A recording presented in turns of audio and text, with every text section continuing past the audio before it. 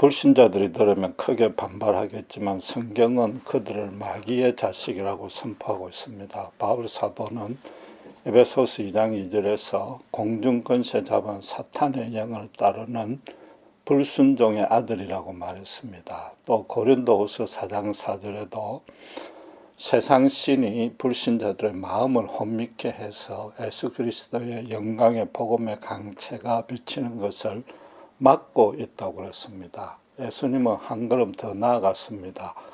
요한복음 8장 44절에 너희는 아비 마귀에서 난 자식이라고 대놓고 꾸짖었습니다. 그것도 여호와 하나님을 당시로서는 유일하게 알고 열심히 따르고 있는 유대인들을 향해서 그렇게 했습니다. 그렇다면은 지금 우리가 예수를 믿어 신자가 된 것은 정말로 일생일대의 엄청난 사건이요, 너무나 큰 은혜인 것입니다. 사탄의 자녀였다가 하나님의 자녀로 그 신분과 소속이 바뀌었지 않습니까? 그런데 과연 이런 사실에 대해서 정확하게 인식하고 감사하고 있는지 의심스럽습니다. 왜냐하면은 예수 믿고 난 이후의 간증이 주로 어떤 내용들입니까? 고난에서 하나님께 기도했더니 해결받고 또 그에 감사해서 교회에 출석하게 되었습니다가 거의 다단 말이죠. 자기 자신의 그 어떤 영원한 신분의 변화에 대한 설명은 거의 듣지 못하고 있지 않습니까? 물론 성경도 예수님께서 표적을 베푸신 이유를 당신이 그리스도임을 믿게 하는 방안이라고 설명하고 있습니다. 불신자들, 특별히 자기 머리가 완전히 굳어진 어른들을 복음으로 인도하는 데는 고난에서 탈출시키는 것을 가장 자주 쓰시는 방도이기도 합니다. 그러나 문제는 사탄도 질병을 고치고 환난에서 해결시켜 준단 말입니다. 고난에서 구원받는 것이 복음으로 이끄는 과정이지 복음 그 자체는 아닌 것입니다. 그런데 현실적으로 은혜를 주는 것도 기독교가 가장 풍부합니다. 그렇지만 그것이 기독교의 첫째가고 다른 종교와 다른 가장 중요한 특성일 수는 없는 것입니다. 사탄의 자녀가 되었다고 해서 귀신이 들려가 이상한 말이나 행동을 하는 것은 아닙니다. 신기가 들어가서 점치는 무당이 되었다는 뜻도 더더욱 아닌 것입니다. 단순하게 하나님을 끝까지 완악하게 예면하고 그 반대편에 서 있다는 뜻입니다. 오늘의 본문이 그런 상태를 잘 묘사하고 있습니다. 지금 아담과 이브가 하나님을 거역한 직후에 생긴 변화에 대해서 말씀하고 있습니다. 아직까지 하나님이 짐승을 잡아서 가죽옷을 지어서 손수 입히기 전입니다. 즉 구원받기 전에 타락한 상태인 것입니다. 지금으로 치면 불신자와 동일한 모습으로 일시적으로 처해 있는 것입니다. 바로 우리가 예수 믿기 전의 모습이었고 그것이 바로 마귀의 자녀된 실상이라는 거죠. 지금 사탄은 인간을 완전히 죄에 빠뜨리고 난 이후에 죄로 인해서 생기는 변화와 그에 따른 부작용과 폐해를 몽땅 인간 혼자 감당하도록 해놓고는 자기는 완전히 뒷전으로 빠져버립니다. 이게 무슨 뜻입니까? 죄의 기원과 책임은 사탄이나 하나님에게 있는 것이 아니라 오직 인간에게 있다는 것이죠. 인간은 얼마든지 사탄의 게임에 안 빠질 수도 있는데 스스로 의도적으로 하나님을 거역하고 사탄 쪽으로 가버린 것입니다. 사탄은 인간에게 오직 한 가지, 하나님에 대해서 한 번만 더 생각해 볼래? 라고 부추긴 것 뿐입니다. 그 부추김에 넘어가 죄를 짓고 난 결과는 너무나도 심각해졌습니다. 모든 세대의 모든 인간을 영원한 족쇄로 묶고 있는 것입니다. 크게 봐서 그 죄의 결과는 두 가지인데 오늘은 첫 번째 하나만 보겠습니다. 오늘 본문에 눈이 밝아서 자기들의 벗은 줄을 알게 되었다고 합니다. 일부 이단 종파처럼 섹스에 눈이 뜬 것은 아닙니다. 성은 하나님이 주신 너무나 고귀하고 아름다운 선물입니다. 타락하기 전에도 2장 25절에 벌거벗었다고 되어 있고 이미 남자가 부모를 떠나 한 몸이 됐습니다. 거기다가 아직도 인간들하고는 그 두 사람뿐이니까 성으로 가지고 구태여 몸을 가릴 이유는 없었던 겁니다. 그렇다고 해서 인간의 지혜가 늘어나서 기후가 추워질 걸 대비해서 옷을 지어 입은 것도 아닌 것입니다. 지금 본문은 무화과나무 잎으로 치마를 만들어 그 용도를 분명히 벗은 것을 가리기 위해서라고 말하고 있습니다. 가린다는 것은 보여주기 싫다, 감추고 싶다, 뭔가 부끄러운 것이 생겼다는 거죠. 이전과는 전혀 다르게 자신이 오염되어서 더럽고 추해졌다는 것을 감지했다는 뜻인 겁니다.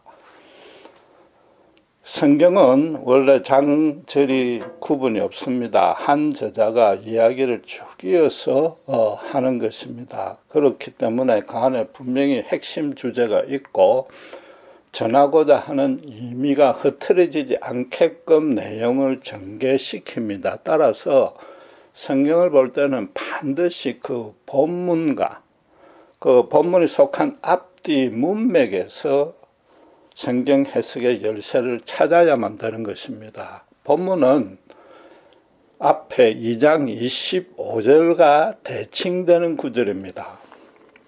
아담과 이브가 벌거벗었으나 부끄럽지 아니했단 말이죠. 그건 죄로 타락하기 전이었습니다. 나무잎으로 뭔가 감출 이유도 필요도 없었던 것입니다. 부끄러울 것 하나 없고 정말로 순전한 마음으로 사랑한 것입니다. 말 그대로 일심동체의 모습이었습니다. 요즘식으로 따지면은 스마트폰에 비밀번호로 잠그지도 아니하고 배우자 몰래 비자금도 조성하지 아니했던 겁니다. 몇 번이나 강조했지만 당시에는 인간이 이 두 사람뿐이므로 이 기록들은 창세기 1장에서 3장 기록은 모든 인간관계에 적용해야 되는 겁니다.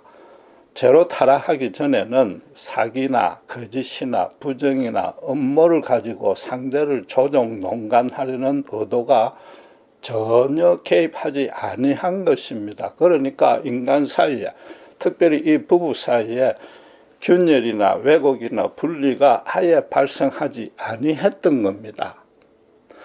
인류 최초로 지은 이 첫 번째 죄는 인간끼리 뭐 도적질하거나 폭행하거나 간음한 게 아니단 말이죠.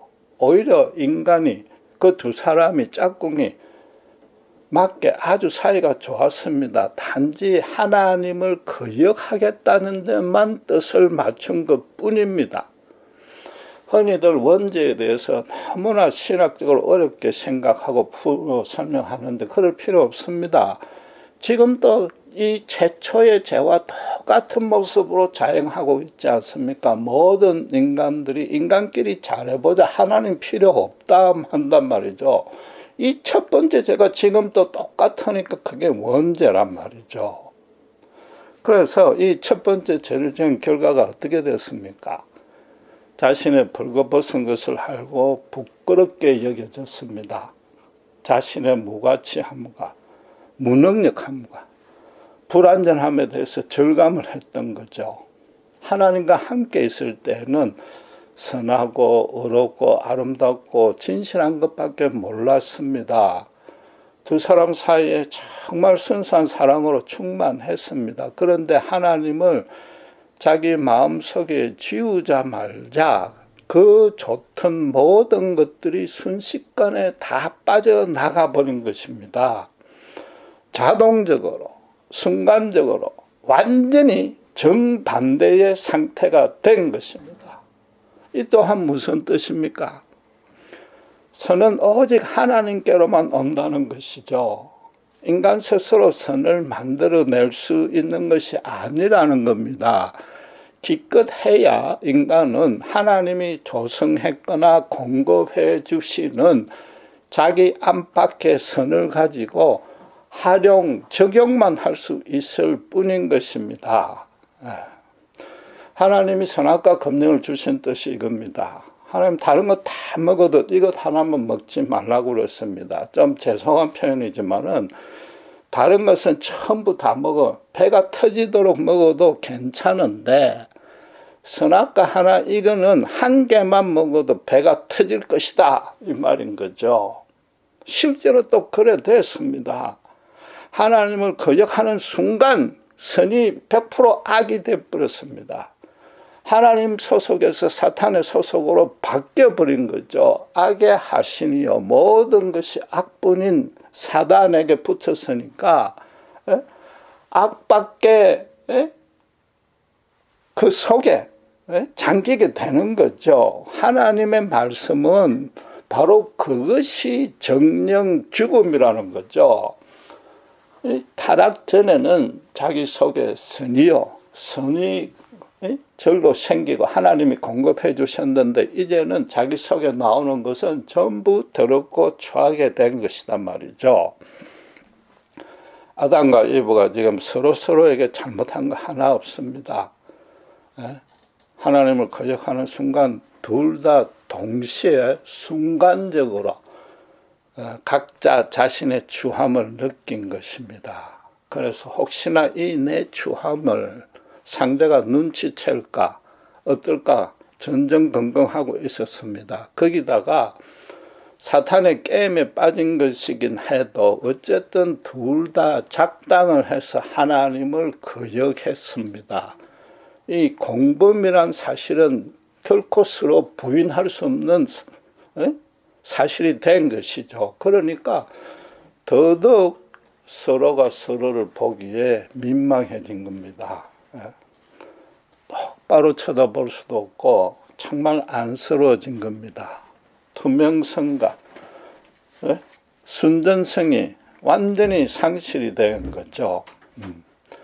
지금 현 상태에서는 자기들이 영적으로 어떤 상황에 빠졌는지 정확하게 깨닫지는 못했습니다. 그러나 어쨌든 그 부끄러움은 벗어나고 싶었던 거죠. 지금 현재는 선의 상태가 아니다. 이전에 비해서 부조화스럽고 부족하다는 것은 확실히 알게 된 것입니다.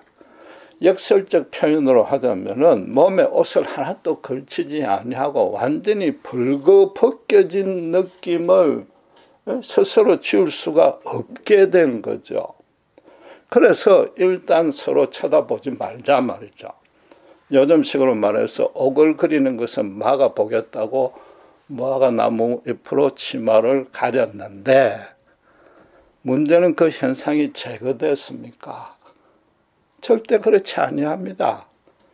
만약에 그랬다면 하나님이 다시 가죽옷을 지어 입힐 필요가 없는 것이지 않습니까?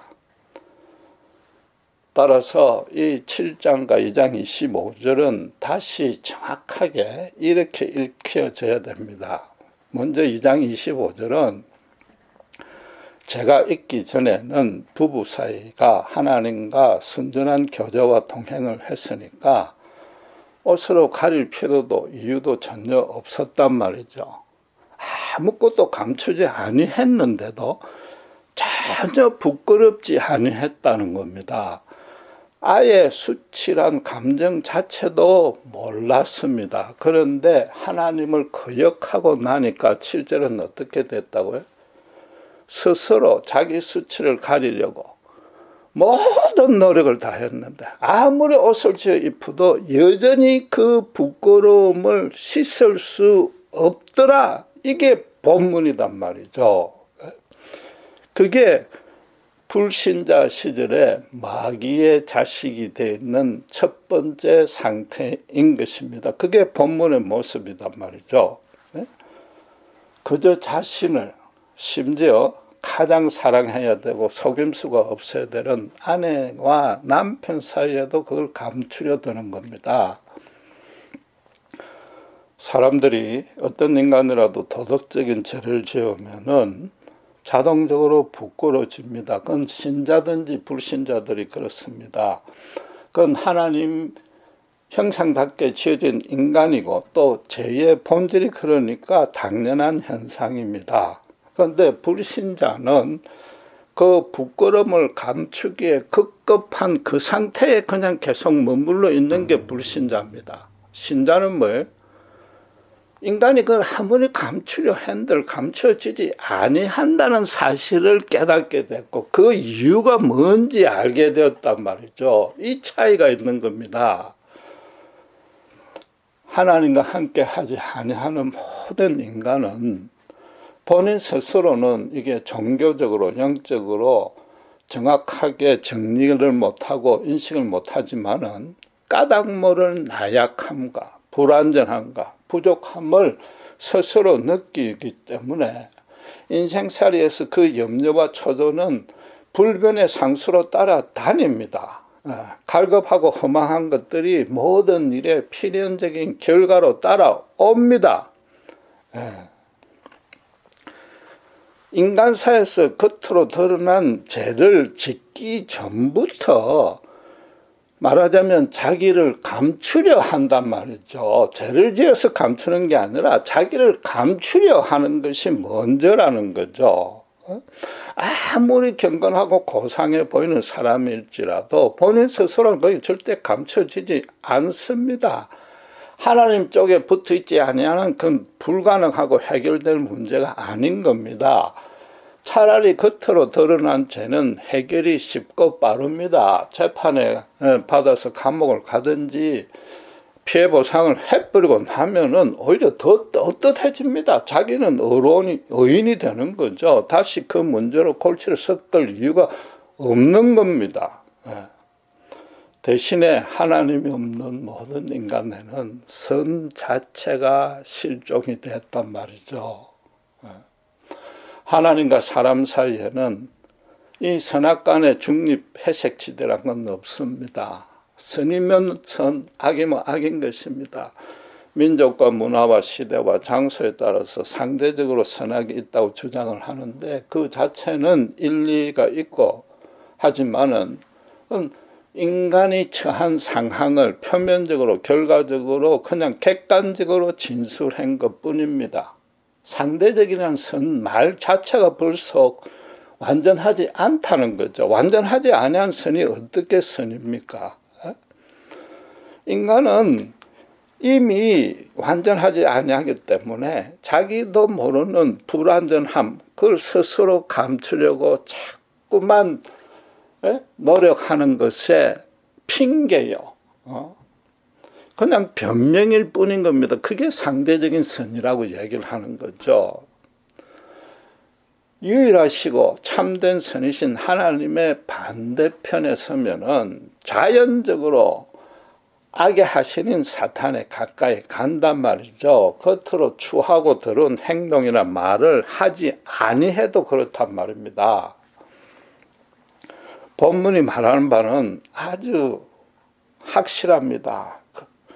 무슨 인간이든지 모든 인간도 자기 벗은 것을 부지불식간에 알고 있다는 겁니다.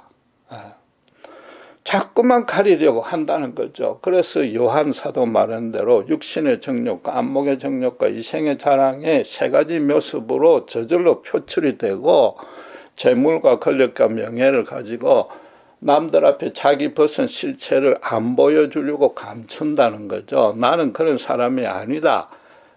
나는 벌거벗지 않다. 나는 뛰어나다, 선하다, 좋은 사람이라고 자랑하려는 거죠. 그러나 이 본문은 말은 뭐죠? 아무리 가려도 부끄럽다는 게 결론이란 말이죠.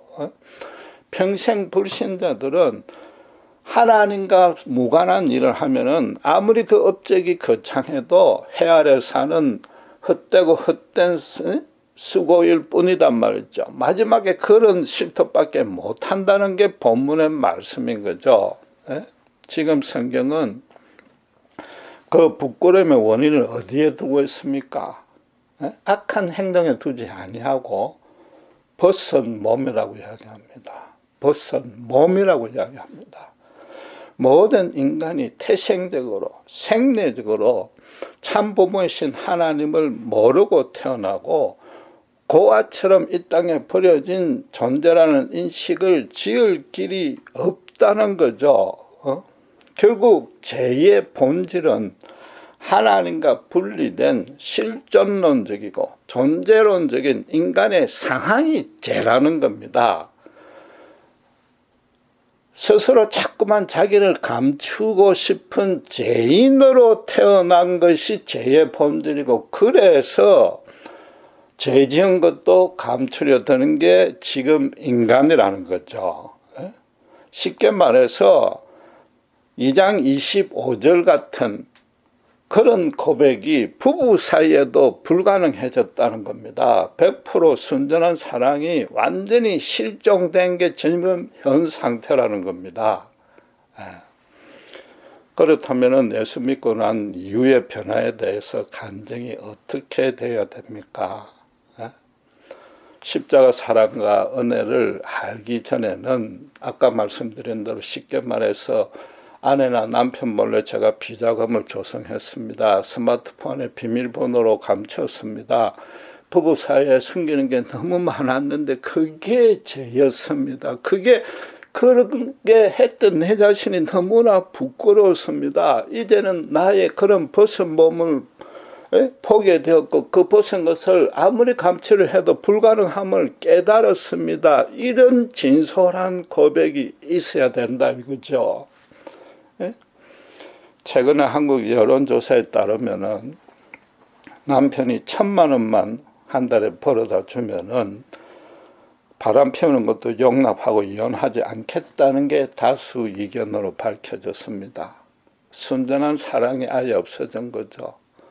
부부 사이에도 오직 이해타산만 남았습니다. 물론 그런 사람도 재물과 권력과 명예의 노예가 되어서 죽으라고 그것만 추구하는 것도 아닐 겁니다. 그것들이 인생의 행복이나 의미나 보람과 가치를 주지 않는다는 것도 압니다. 그럼에도 돈이 주는 안락과 편리함이 다른 어떤 것보다 최우선의 가치를 갖게 되는 거죠. 다른 것 다 포기하더라도 그것을 가지겠다는 겁니다. 그래서 힘들게 사는 것, 그게 싫다는 거죠. 그게 인생의 가장 큰 실패라는 거죠. 예수를 믿고 난 이유라면 그것과 전혀 바꿔줘야 되는 거죠. 예수를 믿기 전이나 믿고 난 이유도 내가 형편이 어려워서 한 달에 1,000만 원을 만져본 적은 없지만은 나도 모르게 그런 여론조사에 내가 동조를 했던 그 자체가, 그 심령이 너무 추하더라. 내 벗은 몸이더라. 그래서 지금 한 달에 1억을 벌어올지라도 우리 부부 사이에 또 우리 각자에게 하나님이 임재하지 아니하면은 현실이 아무리 거창해도 그것만큼 비참한 실패가 없습니다. 그 고백이 나와야 되는 거죠. 성경은 죄의 본질을 하나님과 분리된 것이라고 그럽니다. 생리적으로 벗은 몸으로 나왔기 때문에 그 모든 윤리적인 죄가 파생되고 그 모든 부작용이 생기고 그 결과가 세 가지 욕망으로 나타난다는 것이며, 그 세 가지 욕망은 오직 자기를 치장하고 감추려는 뜻뿐이라는 겁니다. 불행하게도 불신자들은 그 사실을 전혀 모르고 있습니다. 끝까지 완악하게 예수님의 십자가는 그들도 보지 않습니다. 그게 마귀의 자녀된 상태라는 거죠. 그럼 죄에서 구원을 받으려면 어떻게 해야 됩니까? 가장 먼저 자기 몸에 벗은 것을 발견해야 됩니다. 또 두 번째는 내 노력은 아무리 치장하고 변장해도 심지어 성령을 해도 안 고쳐지더라는 거죠. 그걸 절감해야 되는 겁니다. 내 심령의 가난함과 갈급함과 허망함은 오직 예수님의 십자가 사랑만으로 채울 수 있고, 또 하나님이 그걸 채워주셨다는 체험적인 고백이 있어야 되는 겁니다. 그래서 그 후로는 이제 하나님과 동행하고 있습니다. 그렇게 살고 있습니다라고 고백이 있어야 되는 거죠. 예수 믿었다는 것은 그래서 불신자와 달리 어느 누구 앞에서나 떳떳해지는 겁니다. 당당해지는 겁니다. 본인이 거룩하고 의로워지고 이웃에게 항상 선을 베풀어서 그런 것 아닙니다. 부부 사이에 부끄러움이 하나 없어지고 감출 것 없어지고 순전한 사랑을 하게 되었다는 뜻도 여전히 아닙니다. 계속해서 죄에 빠질 수도 있습니다. 나를 높이고 자랑하고 치장하는 그런 것들이 완전히 수그러들지 아니했습니다. 그러나 내가 잘나고 선해서 이 땅에 내 왕국을 건설할 수 있다는 확신이 있었고 거기에 따라서 실천했던 모든 것들이 사실은 사탄의 100% 거짓에 속아 넘어간 것이며 그 결과는 하나님 말씀대로 정말로 죽음인 것을 알게 된 것입니다. 그래서 이제는 불신자 시절에 그 헛되고 헛된 노력을 중지하게 되었다는 거죠. 그 차이인 거죠. 그래서 대신에 어떻게 언제 어디서나 내 이 초한 모습으로 하나님 앞에 나아갈 때 하나님께서 그대로 용납하시고 나에게 부어주시는 선이 줄지도 않더라는 거죠. 그 사랑에 전혀 변함이 없음을 알게 된 것입니다. 그래서 그런 하나님이 항상 나와 함께 있기 때문에 세상과 사람 앞에 당당해질 수 있는 겁니다. 누구 앞에서라도 예수 안에서 바뀌었던 내 신분과 소속과 특권을 자랑하게 되고 나를 통해서 예수님의 강체가 비쳐나가는 것을 기쁨으로 삼게 된 것이죠. 다시 한번 오해는 마셔야 될 것은 신자 자신이 신령하고 경건하고 고생해진 건 아닙니다. 여전히 연약하고 부족하고 불완전합니다. 무능합니다. 그러나 이제는 내 자신의 실체를 뜻뜻이 드러낼 수 있단 말이죠. 하나님 자녀가 되었고 하나님께 완전히 용납되는데 사람 앞에 못 걸을 이유가 뭐가 있습니까? 구태여 거짓이나 치장이나 변장 안 해도 된다는 거죠. 그 모든 것들이 헛되고 헛된 것이며 하나님은 제대로 속일 수 없다는 것, 절대 속일 수 없음을 알게 된 것입니다. 그래서 매일 아침에 예수님의 십자가 앞에 내 벗은 몸을 발견하고 예수님의 의로 덧입고 그 덧입은 힘만으로 내가 살 수 있음을 알게 된 것이단 말이죠. 한번 생각해 보십시오. 인간이 자기를 치장하고 변장해야만 그 부끄러움을 감출 수 있다는 그 사실이 그것 자체가 얼마나 부끄럽습니까? 너무나 부끄러운 존재 아니에요. 인간이 그럴 수는 없는 거단 말이죠. 하나님이 지으신 하나님 닮은 형상의 인간인데 또 그 진리를 몰랐다는 게 얼마나 어리석느냐 말이죠. 그래서 예수 믿은 후에 간증이 이제는 기도 응답받아서 문제 해결되었다는 것, 그런 것 그만두셔야 됩니다. 대신에 내 직장과 가정과 교회와 사회에서 내가 순수하고 투명하게 생활하고 있는 것, 이게 가장 큰 행복이요 기쁨이 되었습니다. 남들에게 거짓과 위장과 사기와 모략으로 내 이익을 높이려고 조정하고 농간하는 적 한 번도 없습니다. 나는 현재 내가 보이는 그대로가 내 자신입니다. 언제든지 내 속을 다 꺼내서 내놓을 수 있습니다. 내가 거짓이 없기 때문에 남들이 내게 거짓을 강요하는 것, 부정하라 그런 것 이제는 얼마든지 거절할 수 있습니다. 그게 얼마나 추하고 더럽고 벗은 몸인 줄 알기 때문에 차라리 내가 완전히 망하고 피해를 입을지라도 그렇게 감추지는 않겠습니다. 거짓 않고 떳떳하고 당당하게 살겠습니다.